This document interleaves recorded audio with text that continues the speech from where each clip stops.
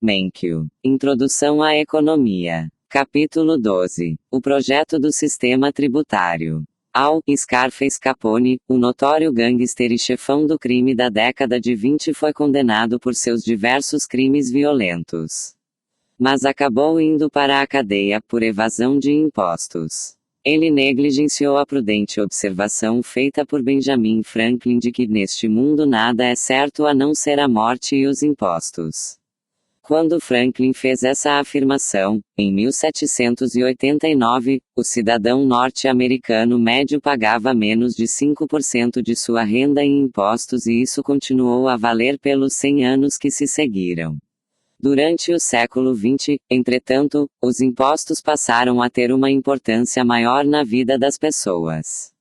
Hoje todos os impostos somados, imposto de renda de pessoa física, imposto de renda de pessoa jurídica, impostos sobre a folha de pagamentos, impostos sobre as vendas e impostos sobre a propriedade consomem cerca de 1/3 da renda do norte-americano médio. Em muitos países da Europa, a mordida dos impostos é ainda maior. Os impostos são inevitáveis porque nós, como cidadãos, esperamos que o governo nos proporcione diversos bens e serviços. Os 2 capítulos anteriores começaram a lançar uma luz sobre um dos 10 princípios de economia do capítulo 1. O governo pode às vezes melhorar os resultados do mercado. Quando o governo repara uma externalidade como a poluição do ar, proporciona um bem público como a defesa nacional, ou regula o uso de um recurso comum como a pesca, em um lago público pode aumentar o bem-estar econômico. Mas os benefícios do governo vêm junto com custos. Para o governo desempenhar essa e muitas outras funções, ele precisa aumentar a receita por meio dos impostos.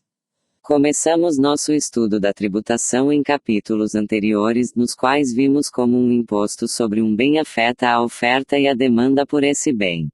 Vimos, no capítulo 6, que um imposto reduz a quantidade vendida em um mercado e examinamos como o encargo de um imposto se divide entre compradores e vendedores, dependendo das elasticidades de oferta e demanda. No capítulo 8, examinamos como os impostos afetam o bem-estar econômico. Aprendemos que os impostos causam peso morto, a redução dos excedentes do consumidor e do produtor que resulta de um imposto excede a receita arrecadada pelo governo. Neste capítulo, ampliaremos essas lições e discutiremos o modelo de um sistema tributário. Começaremos com um panorama financeiro do governo norte-americano. Ao se considerar o sistema tributário, é útil conhecer alguns elementos básicos de como o governo dos Estados Unidos arrecada e gasta dinheiro. Então veremos os princípios fundamentais da tributação. A maioria das pessoas concorda que os impostos devem impor o menor custo possível à sociedade e que o ônus dos impostos deve ser distribuído com justiça. Ou seja, que o sistema tributário deve ser eficiente e equitativo. Como veremos, declarar esses objetivos é muito mais fácil do que alcançá-los. Um panorama financeiro do governo norte-americano. Quanto da renda da nação o governo norte-americano retém sob a forma de impostos? A figura 1 mostra a receita do governo, federal, estadual e local como porcentagem da renda total da economia norte-americana. Ela mostra que, ao longo do tempo, o governo vem retendo parcelas cada vez maiores da renda total. Em 1902, o governo arrecadava 7% da renda total, em 2000, recolhia 31%. Em outras palavras, conforme a renda da economia cresceu, o governo cresceu ainda mais. A tabela 1 compara o encargo tributário de diversos países importantes, medido pela receita tributária do governo central como porcentagem da renda total do país. Os Estados Unidos estão no pelotão intermediário. O encargo tributário norte-americano é baixo se comparado ao dos países europeus, mas é alto se comparado a muitos outros países ao redor do mundo. Países pobres como Índia e Paquistão, geralmente têm encargos tributários relativamente baixos.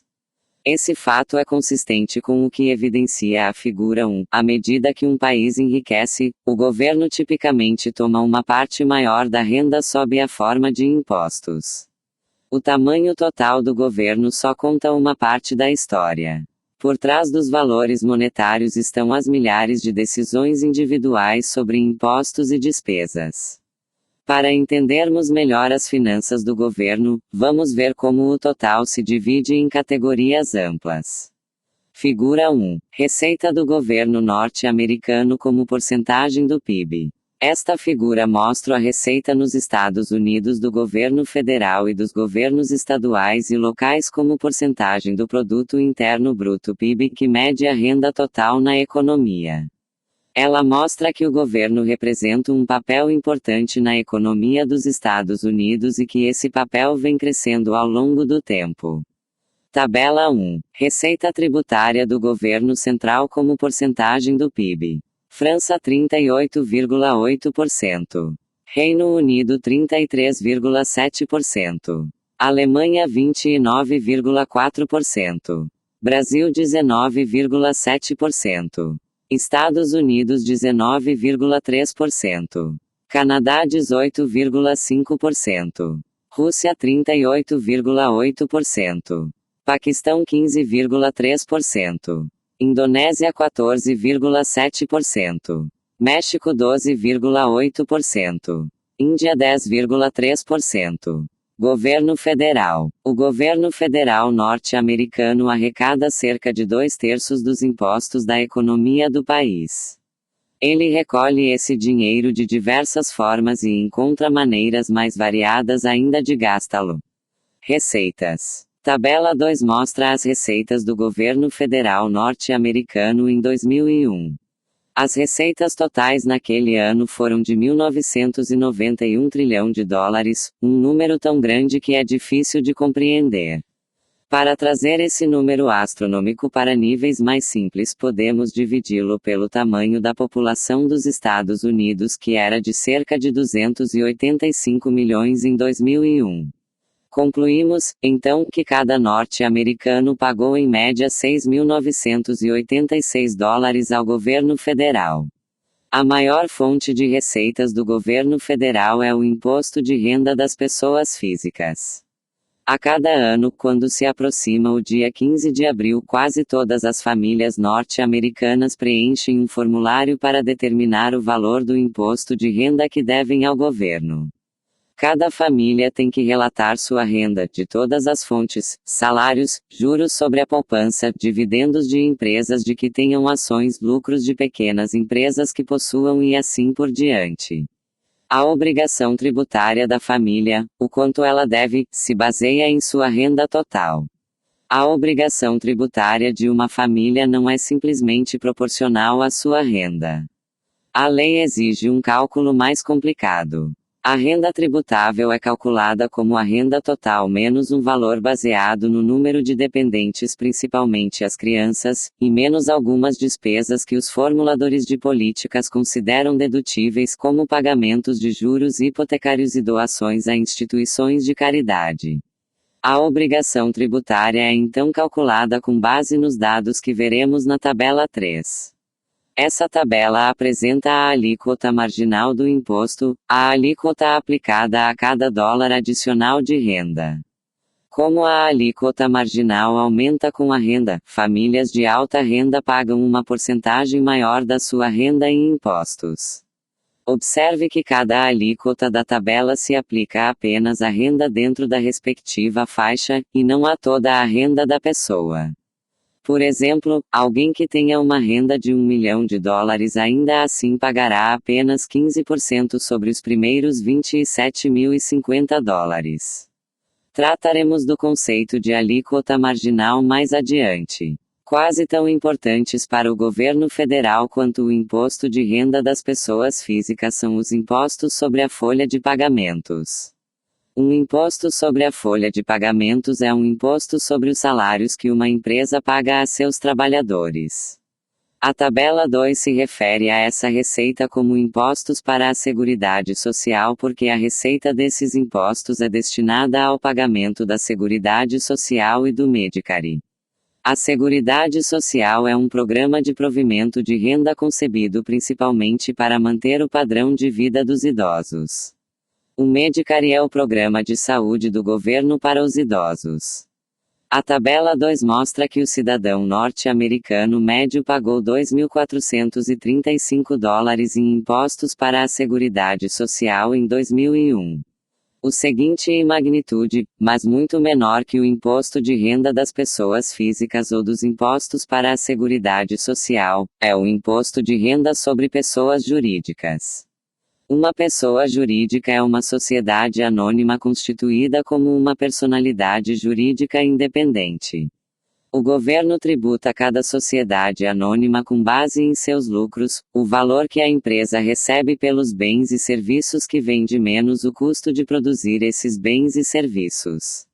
Observe que, em essência, os lucros são tributados duas vezes, uma vez quando a empresa tem lucro e outra pelo imposto de renda das pessoas físicas quando a empresa usa os lucros para pagar dividendos a seus acionistas.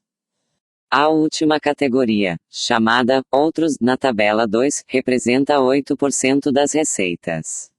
Essa categoria inclui os esses e taxes que incidem sobre bens específicos como gasolina, cigarros e bebidas alcoólicas. Inclui também diversos itens menores como impostos sobre heranças e impostos alfandegários. Despesas. A tabela 4 mostra os gastos do governo federal em 2001. A despesa total foi de $1.864 trilhões, ou $6.540 por pessoa.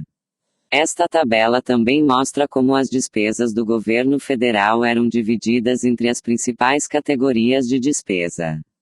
A principal categoria da tabela 4 é a Seguridade Social, que representa principalmente pagamentos de transferências para os idosos. Um pagamento de transferência é um pagamento realizado pelo governo pelo qual ele não recebe bens e serviços em troca. Essa categoria representou 23% dos gastos do governo federal em 2001 e está crescendo em importância. A razão para esse crescimento é que o aumento da expectativa de vida e a queda da taxa de natalidade fizeram com que a população idosa crescesse mais rapidamente do que a população total. A maioria dos analistas acha que essa tendência vai se manter por muitos anos. A segunda maior categoria de gastos é a defesa nacional. Isso inclui tanto o salário dos militares quanto a compra de equipamentos como armas, jatos de combate e navios de guerra. As despesas com defesa nacional flutuam ao longo do tempo conforme as tensões internacionais e o clima político mudam. Não é de surpreender que os gastos com defesa nacional aumentem substancialmente nos períodos de guerra. A terceira categoria é a despesa com o auxílio à renda, que inclui transferências para famílias pobres. Um programa é a assistência temporária às famílias necessitadas, Temporary Assistance for Needy Families TANF. Outro é o programa de vales alimentação, Food Stamp, que dá às famílias pobres tickets que podem usar para comprar comida. O governo federal fornece parte desses recursos aos governos estaduais e locais que administram os programas segundo diretrizes federais. Um pouco menores do que as despesas com a categoria auxílio à renda são as despesas com juros líquidos. Quando alguém empresta dinheiro de um banco, este exige que ele pague juros pelo empréstimo. O mesmo acontece quando o governo toma empréstimos do público. Quanto mais endividado estiver o governo, maiores serão suas despesas com pagamentos de juros. O Medicare, a categoria seguinte da tabela 4, é o plano de saúde do governo para os idosos. Despesas nessa categoria aumentaram bastante ao longo do tempo por dois motivos. Primeiro, a população idosa cresceu mais rapidamente do que a população total. Segundo, o custo da assistência médica tem aumentado mais rapidamente do que o de outros bens e serviços. Em seguida vem a categoria das outras despesas com saúde. Entre elas estão o Medicaid, o programa de saúde do governo para os pobres. Ela inclui também despesas com pesquisa médica, como as realizadas por meio dos Institutos Nacionais de Saúde. A categoria Outros da tabela 4 consiste em muitas funções menos dispendiosas do governo. Inclui, por exemplo, o Sistema da Justiça Federal, o Programa Espacial e os programas de apoio aos produtores rurais, além dos salários do Congresso e do Presidente. Você talvez tenha percebido que as receitas totais do governo que constam na tabela 2 excedem as despesas totais da tabela 4 em 127 bilhões de dólares. Quando as receitas são maiores que as despesas, há um superávit orçamentário. Quando as receitas são menores que as despesas, há um déficit orçamentário. O governo financia o déficit orçamentário com empréstimos que toma do público.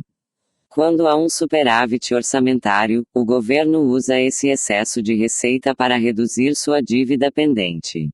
Superávit orçamentário é quando as receitas do governo são maiores que suas despesas. Déficit orçamentário é quando as despesas do governo são maiores que suas receitas. O governo estadual e local. Os governos estaduais e locais arrecadam cerca de 40% de todos os impostos pagos. Vamos ver como obtêm e como gastam sua receita tributária. Receitas. A tabela 5 mostra as receitas dos governos estaduais e locais dos Estados Unidos. As receitas totais em 1999 foram de 1.434 trilhões de dólares. Com base na população naquele ano, de cerca de 272 milhões de habitantes, isso equivale a 5.271 dólares por pessoa. A tabela mostra ainda como esse total se divide entre os diferentes tipos de impostos. Os dois impostos mais importantes para os governos estaduais e locais são os impostos sobre vendas e os impostos sobre a propriedade. Os impostos sobre vendas são cobrados como porcentagem do valor total das despesas feitas nas lojas de varejo. Sempre que um cliente compra algo, tem de pagar ao lojista um valor a mais que o lojista, por sua vez, remete ao governo. Alguns estados isentam alguns itens considerados necessidades, como alimentos e roupas. Os impostos sobre as propriedades são cobrados como um percentual do valor estimado da terra e da área construída e são pagos por seus proprietários. Juntos, esses dois impostos representam mais que 1/3 das receitas dos governos estaduais e locais. Os governos estaduais e locais também cobram imposto de renda das pessoas físicas e jurídicas. Em muitos casos, os impostos de renda estadual e local são semelhantes aos impostos de renda federais. Em outros casos, são bastante diferentes. Por exemplo, alguns estados tributam a renda proveniente dos salários em menor intensidade do que a renda obtida sob a forma de juros e dividendos. Alguns estados não tributam a renda. Os governos estaduais e locais também recebem fundos substanciais do governo federal. Em certa medida, a política do governo federal de compartilhar sua receita com os governos estaduais redistribui recursos dos estados mais ricos que pagam mais impostos para os de renda mais baixa que recebem mais benefícios. Muitas vezes esses fundos estão atrelados a programas específicos que o governo federal deseja subsidiar. Por fim, os governos estaduais e locais obtêm grande parte de sua receita de diversas fontes agrupadas na categoria Outros da tabela 5.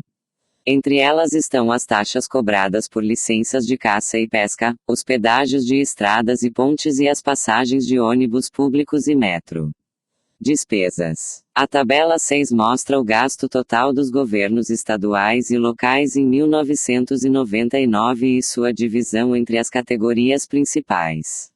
O maior gasto dos governos estaduais e locais é de longe com a educação. Os governos locais pagam as escolas públicas que educam a maior parte dos estudantes do jardim da infância ao ensino médio. Os governos estaduais contribuem para a manutenção das universidades públicas. Em 1999, a educação foi responsável por 1/3 das despesas dos governos estaduais e locais. A segunda maior categoria são as despesas com o bem-estar público, que incluem pagamentos de transferência aos pobres. Essa categoria inclui alguns programas federais que são administrados pelos governos estaduais e locais. Em seguida vem a categoria das estradas, que inclui a construção de novas rodovias e a manutenção das existentes. A categoria Outras da tabela 6 inclui muitos dos demais serviços prestados pelos governos estaduais e locais, como bibliotecas, policiamento, coleta de lixo, proteção contra incêndios, manutenção de parques e remoção de neve. Impostos e eficiência. Agora que vimos como o governo dos Estados Unidos, em seus diversos níveis, arrecada e gasta dinheiro, vamos pensar em como avaliar sua política tributária. Obviamente, o objetivo de um sistema tributário é arrecadar receita para o governo, mas há muitas maneiras de se arrecadar uma determinada quantia de dinheiro. Ao planejarem um sistema tributário, os formuladores de políticas têm dois objetivos: eficiência e equidade.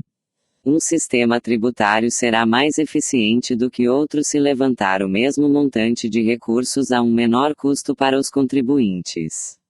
Quais são os custos dos impostos para os contribuintes? O mais óbvio é o pagamento do próprio imposto. Essa transferência de dinheiro do contribuinte para o governo é uma característica inevitável de qualquer sistema tributário. No entanto, os impostos também trazem consigo dois outros custos que os sistemas tributários bem planejados procuram evitar ou pelo menos minimizar: o peso morto que ocorre quando os impostos distorcem as decisões que as pessoas tomam. Os encargos administrativos suportados pelos contribuintes ao agirem de acordo com a legislação tributária. Um sistema tributário eficiente é aquele que impõe pequeno peso morto e pequenos encargos administrativos. O peso morto, um dos 10 princípios de economia, é que as pessoas respondem a incentivos, inclusive os proporcionados pelo sistema tributário. Se o governo tributa o sorvete, as pessoas tomam menos sorvete e mais frozen e iogurte. Se o governo tributa a moradia, as pessoas passam a morar em casas menores e a gastar uma parcela maior de sua renda em outras coisas. Se o governo tributa os ganhos do trabalho, as pessoas trabalham menos e desfrutam mais do lazer. Como os impostos distorcem os incentivos, criam um peso morto. Como vimos no capítulo 8, o peso morto de um imposto é a redução do bem-estar econômico dos contribuintes que excede a quantia de receita arrecadada pelo governo. O peso morto é a ineficiência que o imposto cria à medida que as pessoas alocam recursos de acordo com o incentivo do imposto e não segundo os verdadeiros custos e benefícios dos bens e serviços que compram e vendem. Para recordarmos como os impostos causam peso morto, vamos nos valer de um exemplo. Suponhamos que Joy atribua o valor de $8 a uma pizza e Jane lhe atribua $6. Se não houver impostos sobre a pizza, o preço refletirá seu custo de produção. Suponhamos que o preço da pizza seja $5, de modo que tanto Joy quanto Jane decidam comprá-la. Os dois consumidores têm algum excedente de valor em relação ao preço pago. Joy obtém um excedente do consumidor de $3 e Jane de $1. O excedente total é de $4. Suponhamos agora que o governo cobre um imposto de $2 sobre a pizza e que o preço desta suba para $7. Joy ainda assim a compra, mas agora ele tem um excedente do consumidor de apenas $1.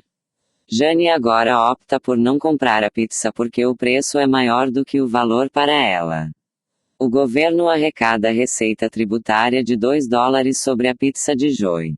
O excedente do consumidor total cai em $3 de $4 para $1. Como o excedente total cai mais do que a receita tributária, o imposto gerou peso morto. Neste caso, o peso morto é de $1. Observe que o peso morto não vem de Joy, a pessoa que pagou o imposto, mas de Jane, a pessoa que não o pagou. A redução de $2 do excedente do consumidor de Joy compensa o valor da receita arrecadada pelo governo. O peso morto surge porque o imposto faz com que Jane altere seu comportamento. Quando o imposto eleva o preço da pizza, Jane fica em pior situação e não há receita para compensar o governo. Essa redução do bem-estar de Jane é o peso morto do imposto. 4. Estudo de caso devemos taxar a renda ou o consumo. Quando os impostos induzem as pessoas a mudar seu comportamento, por exemplo, quando se induz Jane a comprar menos pizzas, os impostos causam peso morto e tornam a alocação de recursos menos eficiente. Como nós já vimos, grande parte da receita do governo vem do imposto de renda das pessoas físicas. Em um estudo de caso do capítulo 8, discutimos como esse imposto encoraja as pessoas a trabalhar menos do que trabalhariam se ele não existisse. Outra ineficiência causada por esse imposto é o fato de que desencorajar a poupança. Vamos imaginar uma pessoa de 25 anos de idade que esteja pensando em poupar $100. Se ela depositar esse dinheiro em uma conta de poupança que rende 8% e o deixar lá, terá $2.172 quando se aposentar aos 65 anos de idade. Se o governo tributar 1/4 da renda de juros a cada ano, a taxa de juros real será de apenas 6%. Depois de 40 anos rendendo 6%, os $100 aumentam para apenas $1.029, menos da metade do valor sem tributação. Assim como a renda de juros é tributada, a poupança é muito menos atraente.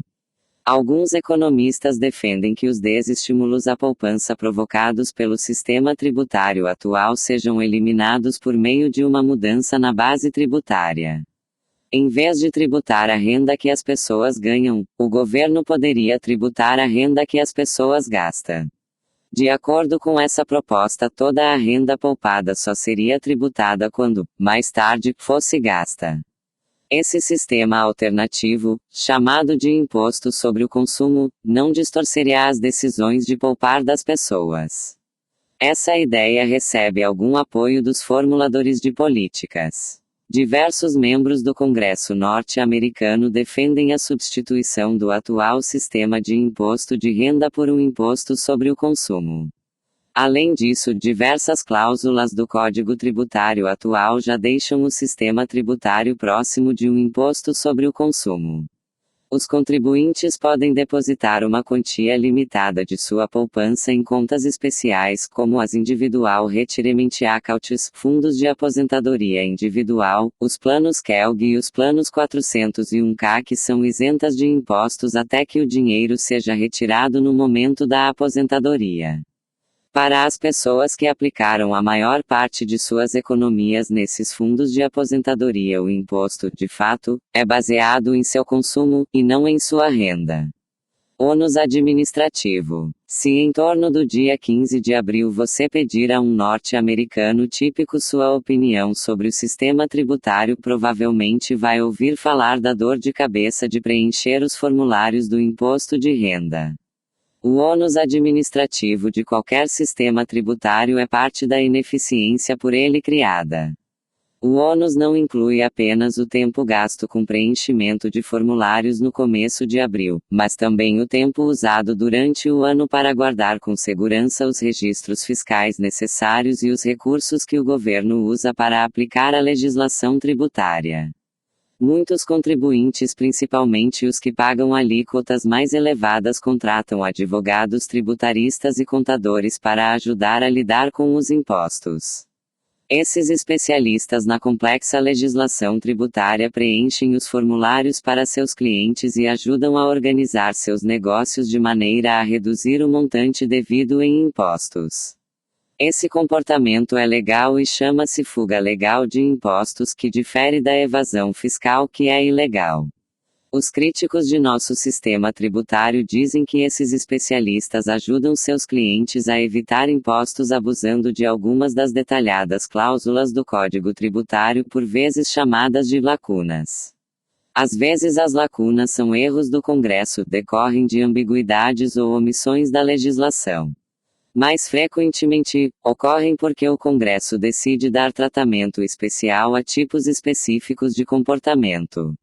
Por exemplo, o Código Tributário Federal dos Estados Unidos dá tratamento preferencial aos investidores em títulos locais porque o Congresso queria facilitar a tomada de empréstimos por parte dos governos estaduais e locais.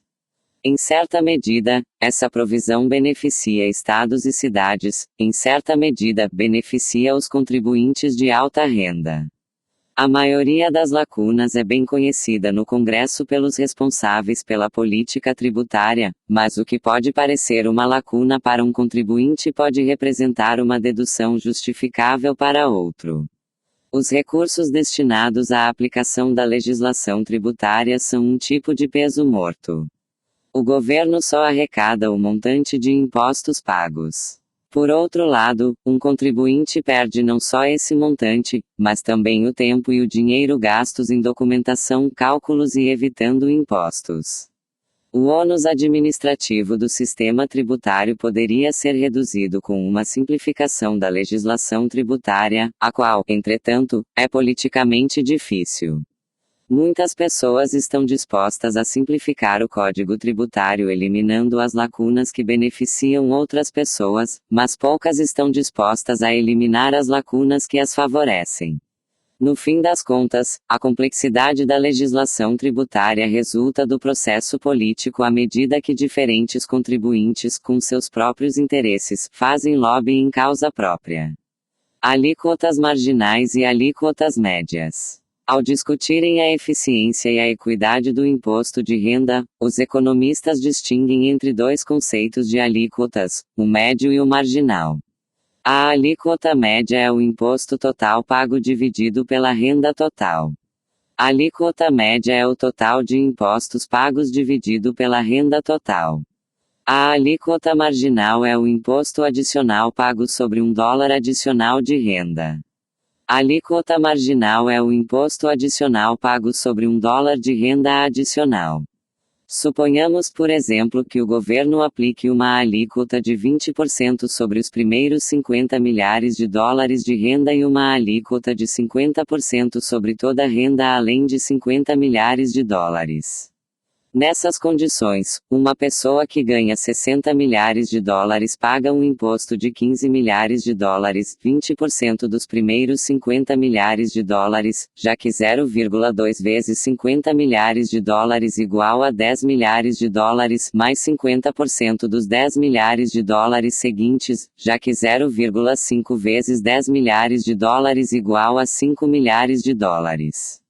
Para esse contribuinte, a alíquota média seria $15 milhares dividido por $60 milhares, ou 25%, mas a alíquota marginal seria 50%. Se ele ganhasse $1 adicional de renda, esse dólar estaria sujeito a uma alíquota de 50%, de modo que o montante devido por ele ao governo aumentaria em 50 centavos. As alíquotas média e marginal contêm cada uma, um elemento útil de informação. Se estamos tentando medir o sacrifício feito pelo contribuinte, a alíquota média é mais apropriada porque mede a fração da renda arrecadada sob a forma de impostos.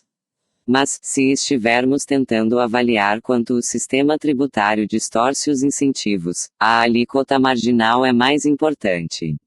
Um dos 10 princípios de economia do capítulo 1 é que as pessoas racionais pensam na margem.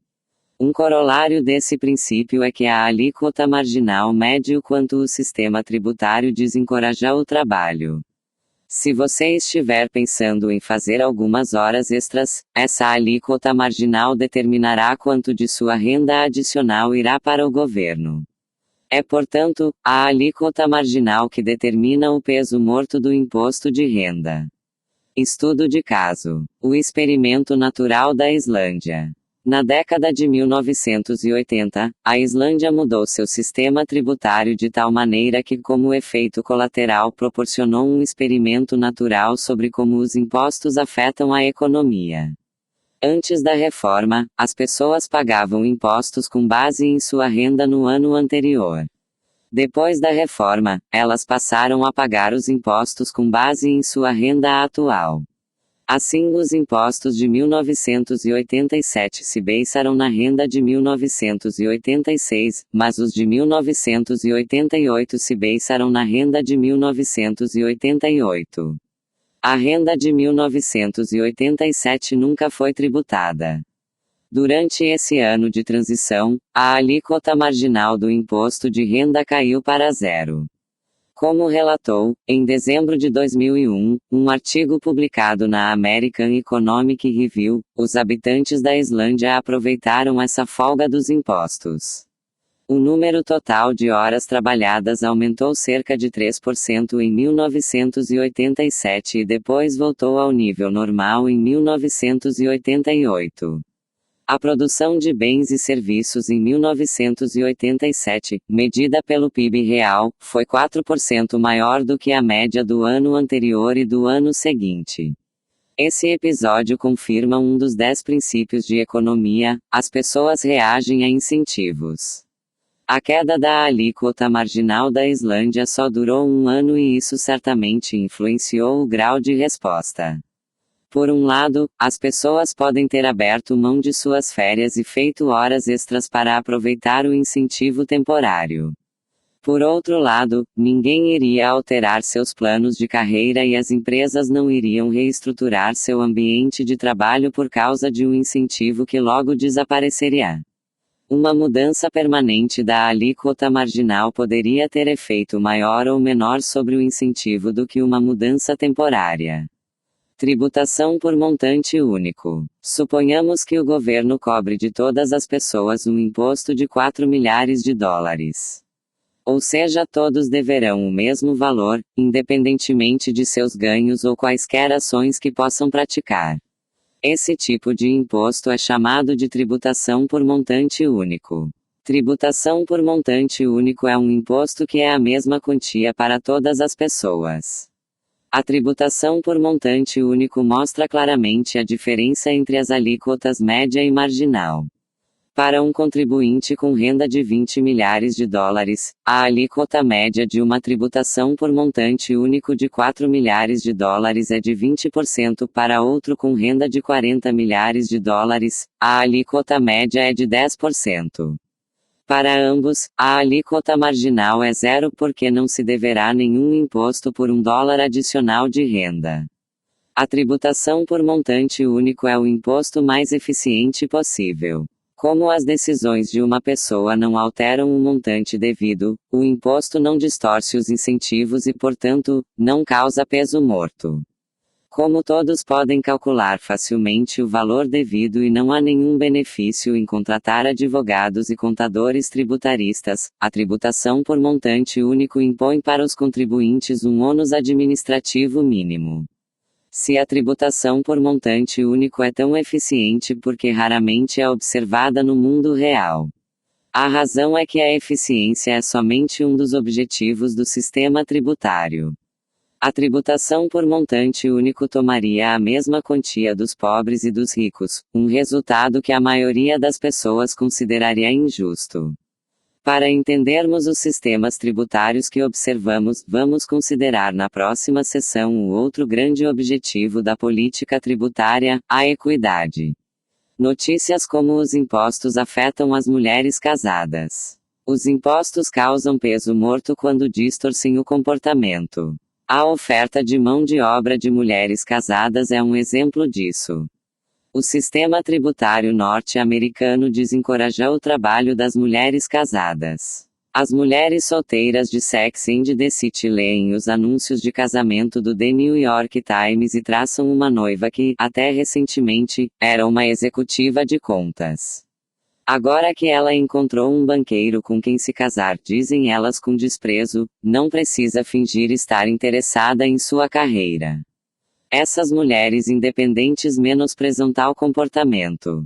Elas querem amor, não alguém que pague as contas. Mas talvez a senhora banqueira de investimento não mereça tanto desprezo. Talvez ela seja apenas uma mulher econômica, racional, reagindo a incentivos. O casamento a mandou para a alíquota mais alta. Somados os impostos federais, estaduais e para a Seguridade Social, ela agora perde mais ou menos metade de cada dólar que ganha, a contar do primeiro. É preciso gostar muito do próprio trabalho para se estar disposto a fazer a mesma coisa pela metade do preço. O Census Bureau revelou recentemente que, nos Estados Unidos, em 51% dos casais em que a mulher esteja na idade fértil os dois cônjuges trabalham, a primeira vez que esse índice superou os 50% desde que começou a ser acompanhado. Mais mulheres casadas trabalhariam se a estrutura norte-americana de tributação progressiva não impusesse a segunda fonte de renda das famílias alíquotas marginais tão elevadas. Há uma ligação entre os impostos e a participação na força de trabalho, comenta Nada Issa, economista da Universidade da Califórnia em Berkeley e do National Bureau of Economic Research. Acreditamos que ela seja bem forte. Na verdade, acreditamos que seja especialmente forte no que se refere às mulheres casadas que costumam ser a segunda fonte de renda da família e têm maior probabilidade de pensar em não trabalhar fora. Muito mais do que as mulheres solteiras, as casadas agem como se estivessem do lado da oferta. Se suas alíquotas marginais caírem, elas vão procurar emprego. Se aumentarem, elas ficarão em casa. Ao punir desproporcionalmente as mulheres casadas, o sistema tributário distorce suas decisões pessoais. E, ao desencorajar o trabalho produtivo, reduz o padrão de vida geral dos norte-americanos. Esse é um aspecto dos impostos de que os políticos não falam. A questão da multa do casamento tende a colocar o assunto nos termos de uma questão de formação de família, até que ponto o Código Tributário afeta a decisão de casamento dos casais. Mas o casamento não é uma questão predominantemente econômica. Seria mais pertinente perguntar como o Código Tributário afeta as decisões de trabalho das mulheres casadas. Há motivos políticos óbvios para não se fazer essa pergunta.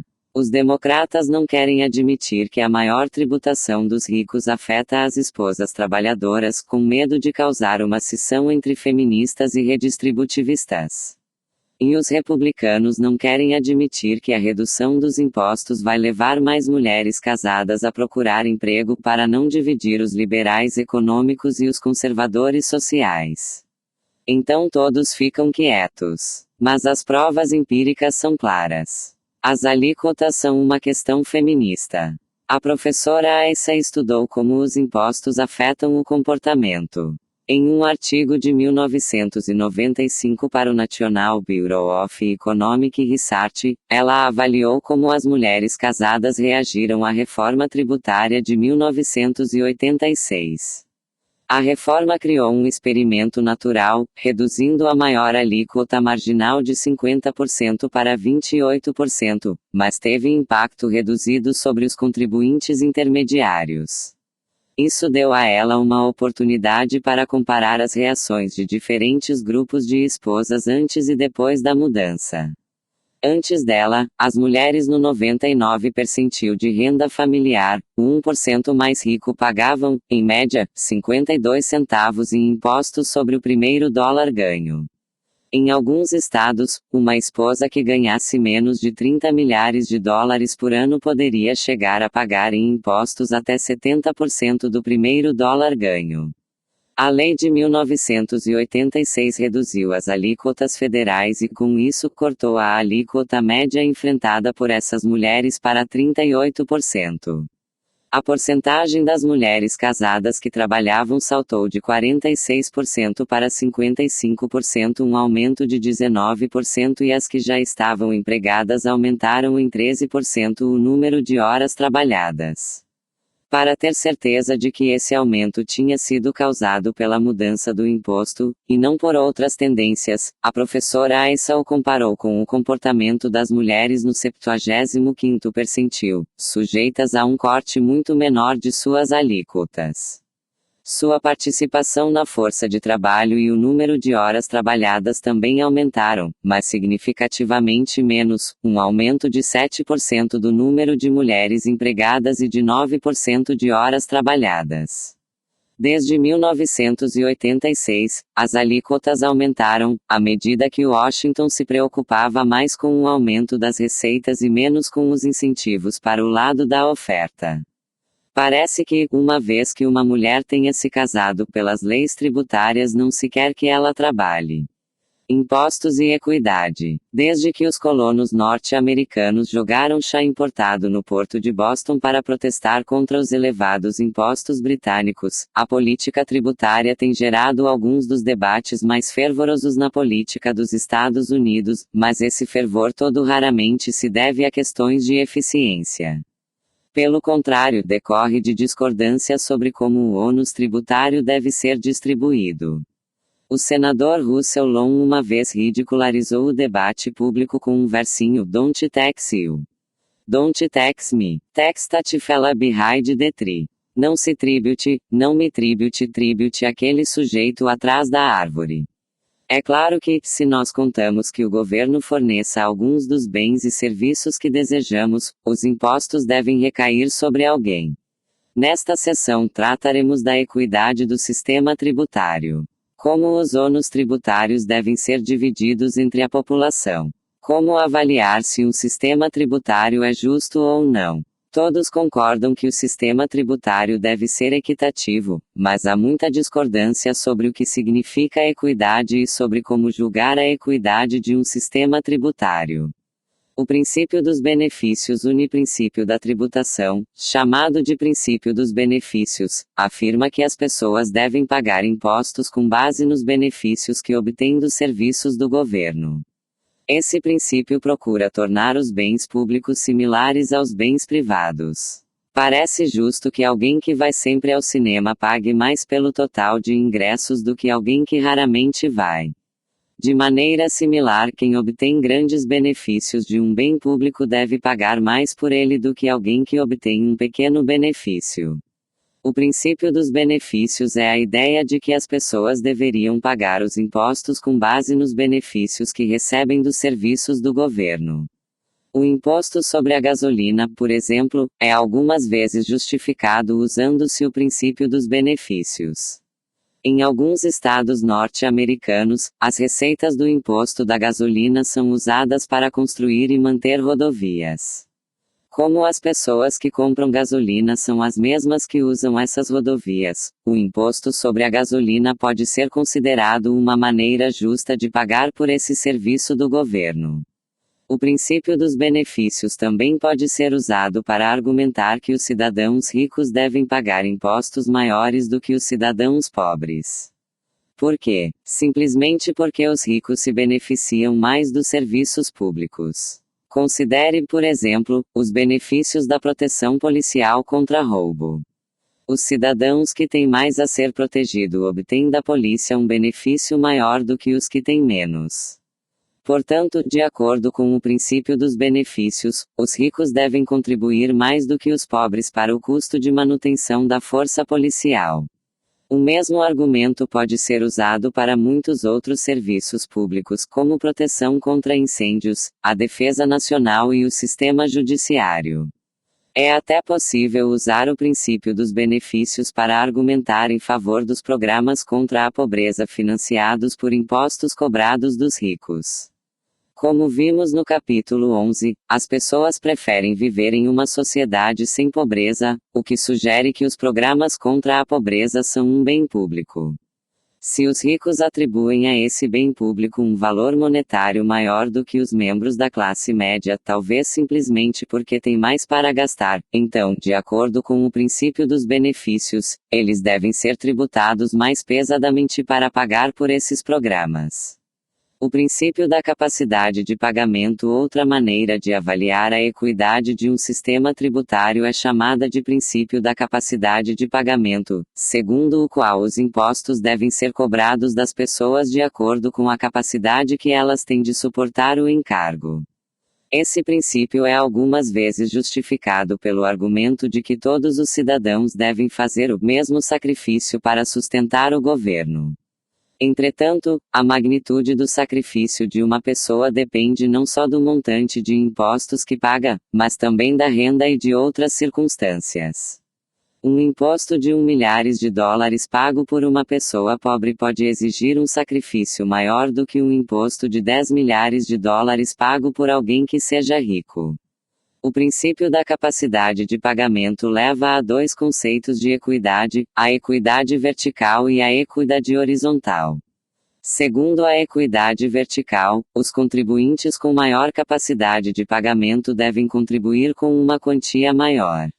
Segundo a equidade horizontal, os contribuintes com capacidades de pagamento semelhantes devem contribuir com a mesma quantia. Embora esses conceitos de equidade sejam genericamente aceitos, aplicá-los para avaliar um sistema tributário raramente é simples. O princípio da capacidade de pagamento é a ideia de que os impostos deveriam ser cobrados da pessoa com base na capacidade que essa pessoa tem de suportar o ônus do imposto. Equidade vertical é a ideia de que contribuintes com maior capacidade de pagamento de impostos deveriam pagar maiores quantias. Equidade horizontal é a ideia de que contribuintes com capacidades de pagamento de impostos similares deveriam pagar a mesma quantia. Equidade vertical. Se os impostos se baseiam na capacidade de pagamento, então os contribuintes ricos devem pagar mais do que os contribuintes pobres. Mas quanto a mais, grande parte do debate sobre política tributária está relacionada a essa questão. Vamos considerar os três sistemas tributários da figura 7. Em cada caso, os contribuintes de maior renda pagam mais. Entretanto, os sistemas divergem quanto à rapidez com que os impostos aumentam com a renda. O primeiro sistema é chamado de imposto proporcional porque todos os contribuintes pagam a mesma fração de sua renda. O segundo sistema é chamado de imposto regressivo porque os contribuintes com altas rendas pagam uma fração menor de sua renda, embora o montante seja maior. O terceiro sistema é chamado de imposto progressivo porque os contribuintes com altas rendas pagam uma fração maior de sua renda. Qual desses três sistemas tributários é mais justo? Não existe nenhuma resposta óbvia e a teoria econômica não nos oferece nenhuma ajuda para tentar descobrir a resposta. A equidade, como a beleza, está nos olhos do observador. Estudo de caso. Como é distribuída a carga tributária? Grande parte do debate sobre a política tributária diz respeito a se os ricos pagam uma parcela justa de impostos. Não há nenhuma maneira objetiva de fazer esse julgamento. Contudo, ao avaliar a questão por si próprio, será útil você saber quanto as famílias de diferentes níveis de renda pagam sob o atual sistema tributário. A tabela 8 apresenta alguns dados de como todos os impostos federais são distribuídos entre classes de renda.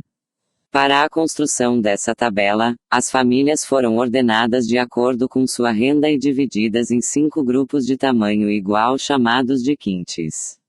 A tabela apresenta, ainda, dados sobre 1% dos norte-americanos mais ricos com renda anual de pelo menos $245.700. A segunda coluna da tabela mostra a renda média de cada grupo. As famílias do quinto mais pobre têm renda média de $11.400 e as do quinto mais rico têm renda média de $167.500. O 1% dos norte-americanos mais ricos tem renda média de pouco mais de $1 milhão. A coluna seguinte mostra os impostos totais como porcentagem da renda. Como podemos ver, o sistema tributário federal dos Estados Unidos é progressivo. As famílias do quinto mais pobre pagam 5,3% de sua renda em impostos e as famílias do quinto mais rico, 27,4%. O 1% de norte-americanos mais ricos paga 32,7% de sua renda em impostos. Imposto proporcional é um imposto segundo o qual os contribuintes com altas rendas e os contribuintes com rendas menores pagam a mesma fração de sua renda. Imposto regressivo é um imposto segundo o qual os contribuintes com altas rendas pagam uma fração menor de sua renda do que os contribuintes com rendas menores. Imposto progressivo é um imposto segundo o qual os contribuintes com altas rendas pagam uma fração maior de sua renda do que os contribuintes com rendas menores. A quarta e a quinta colunas comparam a distribuição da renda e a distribuição dos impostos. O quintil mais pobre ganha 4,0% da renda total e paga 0,9% dos impostos. O quintil mais rico ganha 53,2% da renda total e paga 65,4% dos impostos. O 1% dos norte-americanos mais ricos que tem, lembre-se, 1/20 do tamanho de cada quintil, ganha 15,8% da renda total e paga 23,1% dos impostos. Essa tabela é um bom ponto de partida para entender o encargo do governo, mas a imagem que oferece não está completa. Embora inclua todos os impostos que fluem das famílias para o governo federal, ela falha ao incluir os pagamentos de transferências como Seguridade Social e assistência às famílias necessitadas que fluem do governo federal de volta para as famílias. Os estudos que consideram tanto os impostos quanto as transferências mostram maior progressividade. O grupo das famílias mais ricas continua a pagar cerca de 1/4 de sua renda ao governo, até mesmo depois de as transferências terem sido subtraídas. Em comparação, as famílias pobres tipicamente recebem mais em transferências do que pagam em impostos. A alíquota média do quintil mais pobre, em vez de ser os 5,3% constantes da tabela, é de aproximadamente 30% negativos. Em outras palavras, sua renda é aproximadamente 30% maior do que seria sem os impostos e as transferências do governo. A lição é clara: para se entender plenamente a progressividade das políticas governamentais, é preciso levar em conta tanto o que as pessoas pagam quanto o que elas recebem. Equidade horizontal. Se os impostos são baseados na capacidade de pagamento, então contribuintes semelhantes deveriam pagar montantes semelhantes de impostos. Mas o que determina se dois contribuintes são semelhantes? As famílias diferem entre si de diversas maneiras. Para avaliar se um código tributário é horizontalmente equitativo, é preciso determinar quais diferenças são relevantes para a capacidade de pagamento das famílias e quais não são. Suponhamos que as famílias Smith e Jones tenham renda de 50 milhares de dólares cada. Os Smith não têm filhos, mas o Sr. Smith tem uma doença que acarreta despesas médicas de 20 milhares de dólares. Os Jones gozam de boa saúde, mas têm 4 filhos, dos quais 2 estão na faculdade, gerando despesas de instrução de 30 milhares de dólares. Será que seria justo que essas duas famílias pagassem o mesmo montante em impostos porque têm a mesma renda? Será que seria mais justo conceder aos Smith uma isenção para ajudá-los a arcar com as altas despesas médicas? Ou será que seria mais justo conceder uma isenção aos Jones para ajudá-los com as despesas de instrução? Não há resposta fácil para essas perguntas. Na prática, a legislação tributária norte-americana para o imposto de renda está repleta de cláusulas especiais que alteram o imposto das famílias com base em circunstâncias específicas. Estudo de caso. Equidade horizontal e o imposto sobre o casamento. O tratamento dado ao casamento oferece um bom exemplo de como é difícil atingir a equidade horizontal na prática. Consideremos 2 casais exatamente idênticos, a não ser pelo fato de que um deles está casado e o outro não. Uma característica peculiar do Código de Imposto de Renda norte-americano é o fato de que os 2 casais pagam impostos diferentes. A razão pela qual o casamento afeta a responsabilidade fiscal de um casal é que a legislação tributária trata cada par casado como um só contribuinte. Quando um homem e uma mulher se casam, param de pagar impostos individualmente e passam a pagar como uma família. Se eles têm rendas semelhantes, sua obrigação tributária aumenta quando se casam. Para ver como funciona esse imposto sobre o casamento, imagine o seguinte exemplo de imposto de renda progressivo. Suponhamos que o governo tribute 25% da renda acima de 10 milhares de dólares. A renda inferior a 10 milhares de dólares está isenta de tributação.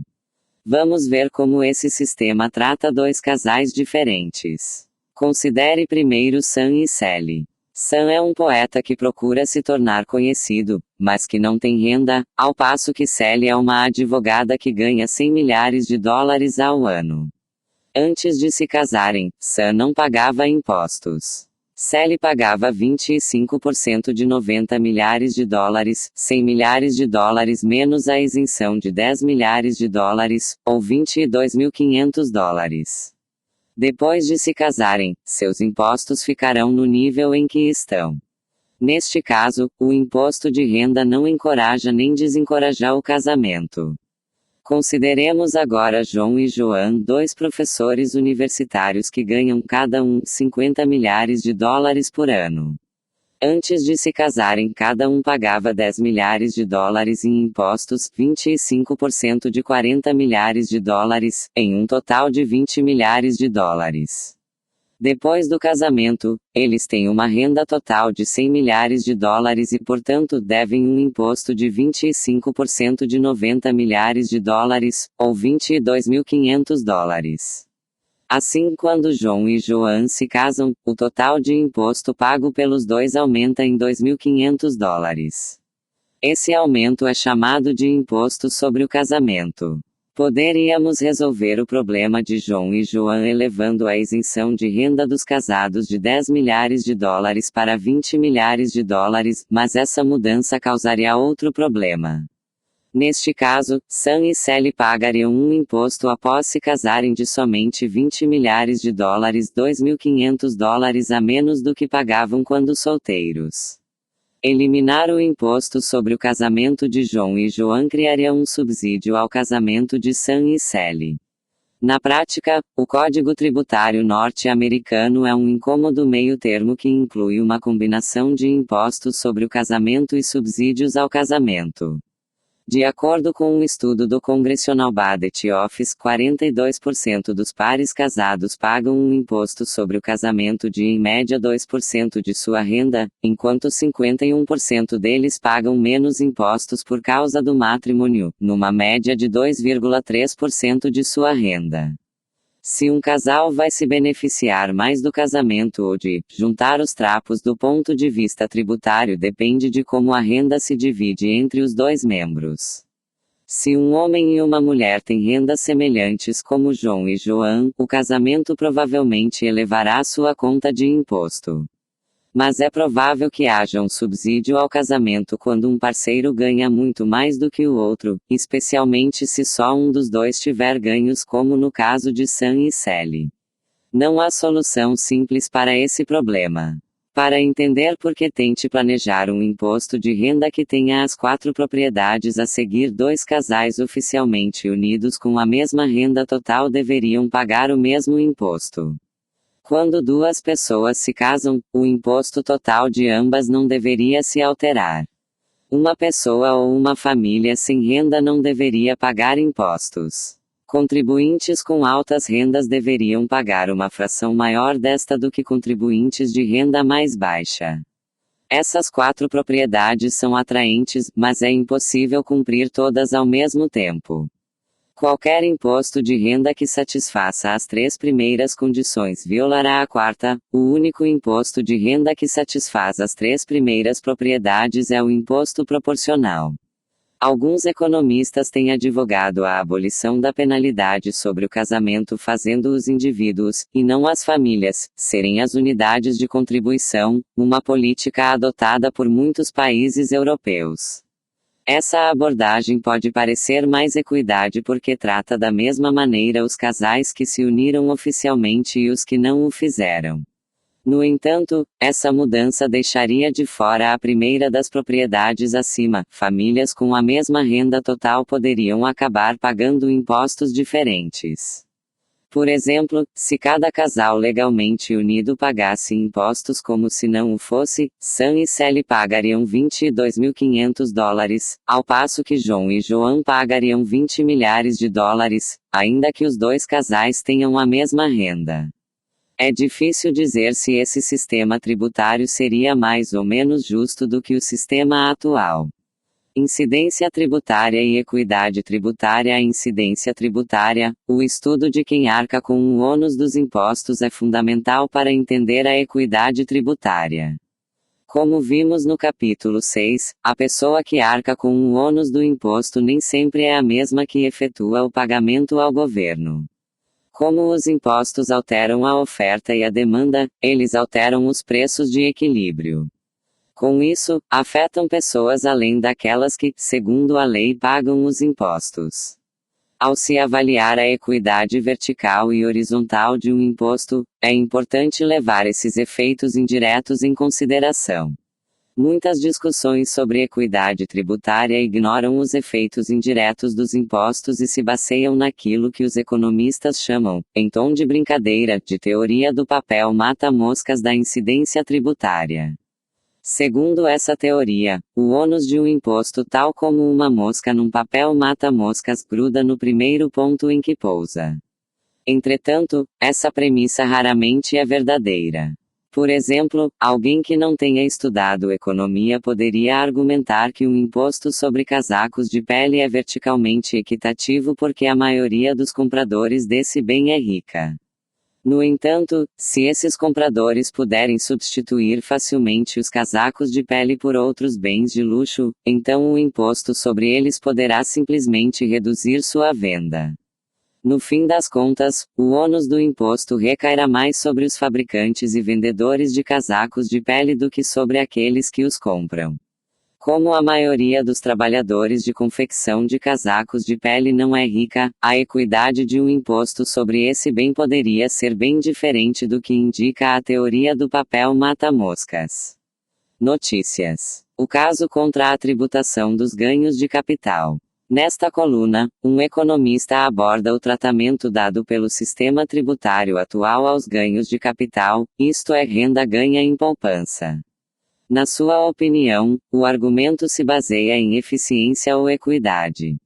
Você também poderia estar sujeito a uma tributação de 95%.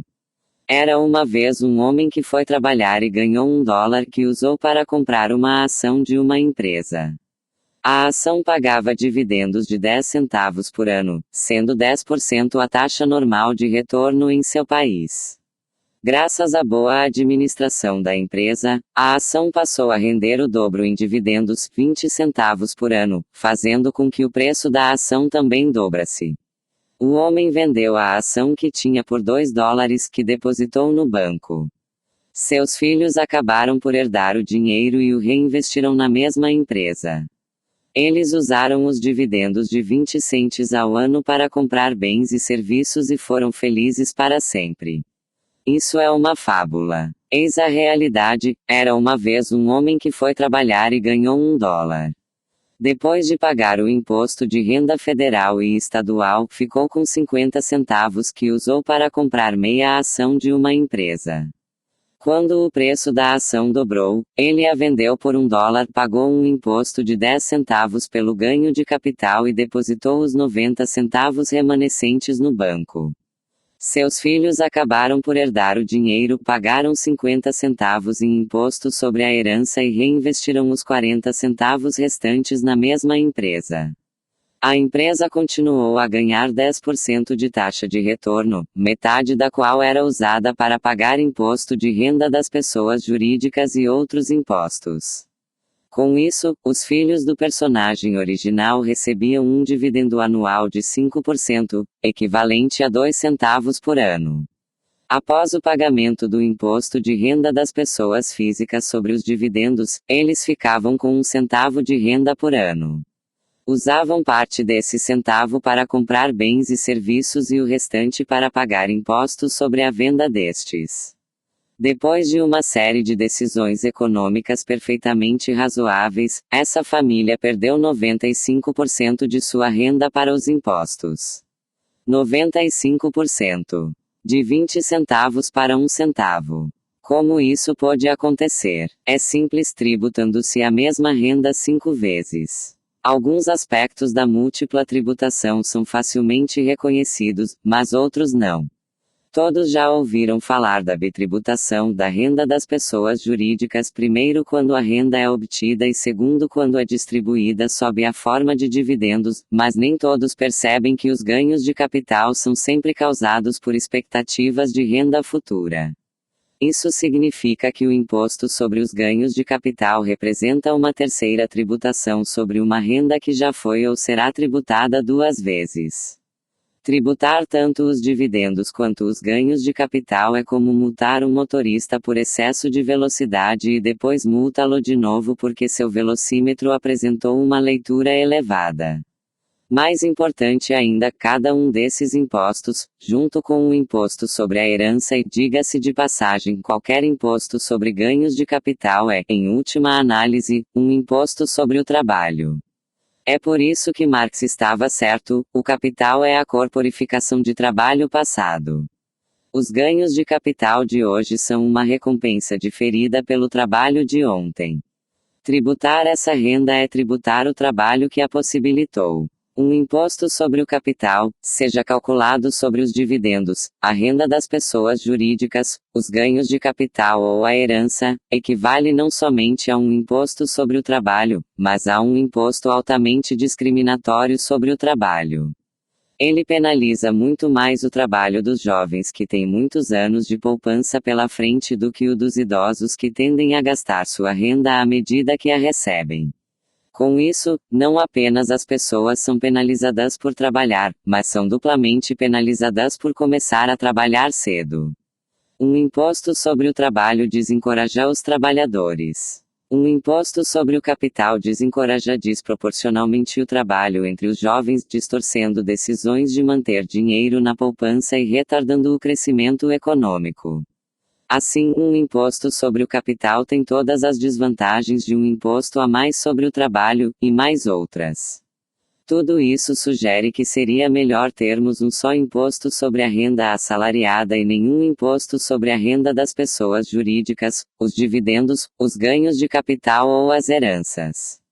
Há um volume crescente de pesquisas que apoia essa sugestão. Os melhores pensadores corroboram o senso comum: se há 5 impostos, há pelo menos 4 a mais do que o devido. Estudo de caso. Quem paga o imposto de renda das pessoas jurídicas? O imposto de renda das pessoas jurídicas é um bom exemplo da importância da incidência tributária para a política tributária. Tributar as empresas é popular entre os eleitores. Afinal de contas, as empresas não são pessoas.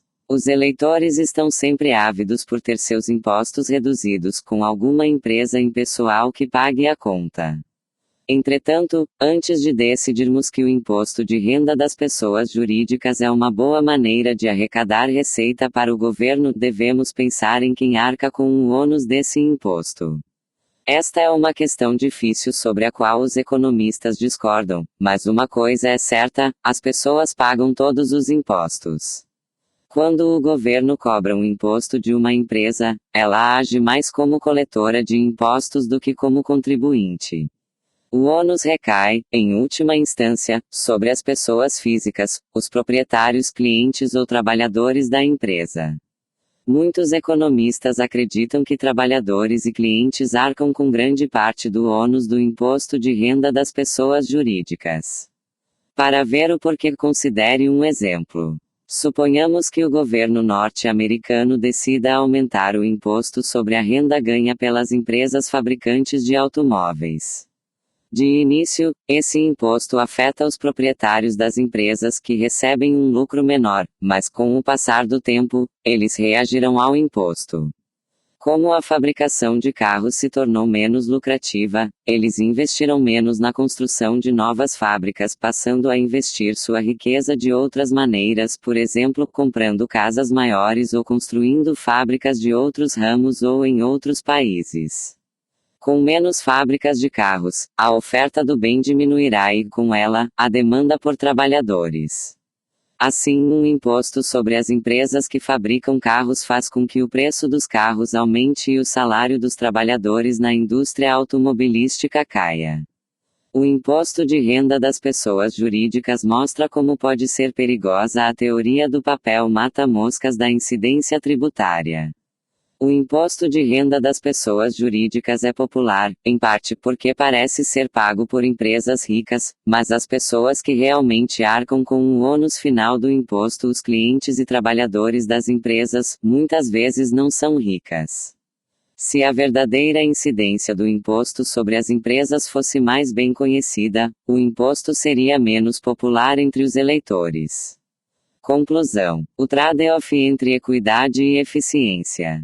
Quase todo mundo concorda que equidade e eficiência são os dois objetivos mais importantes de um sistema tributário. Entretanto, frequentemente esses dois objetivos entram em conflito. Muitas mudanças propostas nas leis tributárias aumentam a eficiência enquanto reduzem a equidade ou aumentam a equidade enquanto reduzem a eficiência. As pessoas frequentemente discordam a respeito da política tributária porque atribuem importância diferente a esses dois objetivos. A história recente da política tributária mostra como os líderes políticos diferem em suas opiniões a respeito de equidade e eficiência. Quando Ronald Reagan foi eleito presidente, em 1980, a alíquota marginal sobre os ganhos dos norte-americanos mais ricos era de 50%. A alíquota marginal sobre a renda de juros era de 70%. Reagan argumentou que alíquotas tão elevadas distorciam muito os incentivos econômicos ao trabalho e à poupança. Em outras palavras, afirmou que alíquotas tão altas custavam muito em termos de eficiência econômica. A reforma tributária tinha, portanto, alta prioridade em seu governo. Reagan assinou leis em que autorizava grandes cortes nas alíquotas em 1981 e, novamente, em 1986. Quando ele deixou o cargo, em 1989, os norte-americanos mais ricos estavam sujeitos a uma alíquota marginal de apenas 28%. E o pêndulo do debate político vai e volta. Quando Bill Clinton concorreu à presidência, em 1992, argumentou que a parcela de impostos que os ricos estavam pagando não era justa. Em outras palavras, as baixas alíquotas dos ricos violavam sua visão de equidade vertical. Em 1993, o presidente Clinton assinou um projeto de lei que aumentava a alíquota dos norte-americanos mais ricos para cerca de 40%. Quando George W. Bush concorreu à presidência, repetiu muitos temas de Reagan. Logo depois de se mudar para a Casa Branca, em 2001 cumpriu sua promessa de campanha de reverter em parte o aumento dos impostos que Clinton promoverá. Quando o programa de cortes de impostos de Bush estiver concluído, a maior alíquota será de 35%. A economia, por si só, não é capaz de determinar a melhor maneira de equilibrar os objetivos de eficiência e equidade. A questão envolve não só filosofia política como também economia. Mas os economistas representam um papel importante no debate político sobre política tributária. Eles podem lançar luz sobre os trade-offs enfrentados pela sociedade e ajudar a evitar políticas que sacrifiquem a eficiência sem que tragam nenhum benefício em termos de equidade. Resumo: o governo norte-americano arrecada receita por meio de diversos impostos. Os mais importantes para o governo federal são o Imposto de Renda das Pessoas Físicas e os impostos sobre a folha de pagamento para a Seguridade Social.